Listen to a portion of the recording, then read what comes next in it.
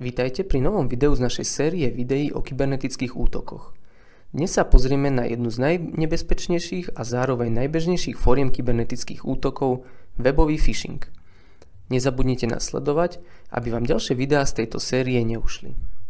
Viete, koľko webových stránok denne navštívite?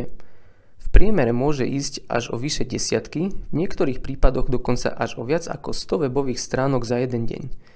Nejde len o e-shopy alebo streamingové platformy, ale napríklad aj weby štátnych inštitúcií, internet banking alebo stránky, ktoré navštevujete v rámci práce. Kybernetickí útočníci vedia, že niektoré web stránky poznáme veľmi dobre a sme preto zvyknutí sa na nich pohybovať rýchlo a bez väčšej ostražitosti. A práve na tie cieľia pomocou webového phishingu. Ako webový phishing funguje? Pri webovom phishingu útočníci vytvárajú takmer identické kópie skutočných a najmä často využívaných webových stránok, ako je napríklad spomínaný internet banking.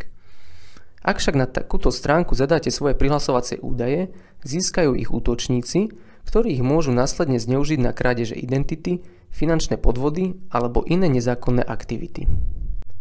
Ako webový phishing odhaliť? Najčastejšie sa s phishingovými stránkami stretnete po kliknutí na odkaz vo falošnom e-maile, SMS správe alebo správe na sociálnych sieťach. Tieto správy veľmi dobre napodobňujú dôveryhodné organizácie a firmy, ako sú kurierské spoločnosti, telefonickí operátori alebo štátne inštitúcie.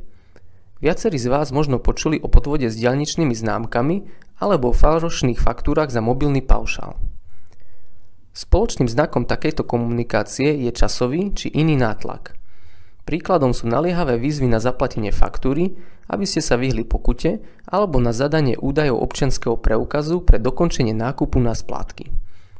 V takýchto prípadoch je dôležité zbystriť pozornosť a overiť si pravosť tejto komunikácie, ako aj web stránky, na ktorú máte kliknúť alebo do ktorej máte zadať akékoľvek citlivé údaje.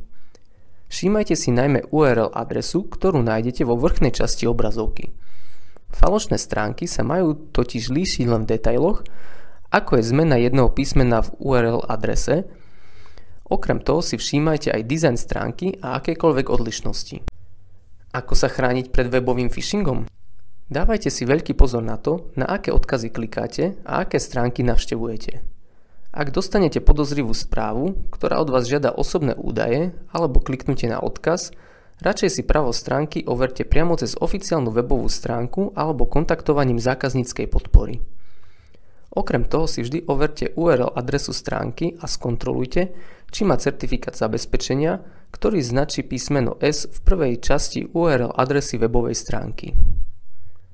Pamätajte si, že ochrana vašich údajov začína u vás a opatrnosť je najlepšou obranou proti kybernetickým útokom. Okrem toho tiež zostaňte informovaní o najnovších kybernetických hrozbách a podvodoch. Ak sa vám toto video páčilo, nezabudnite nasledovať. Ďalšie informácie môžete nájsť aj na web stránke osobnyúdaj.sk.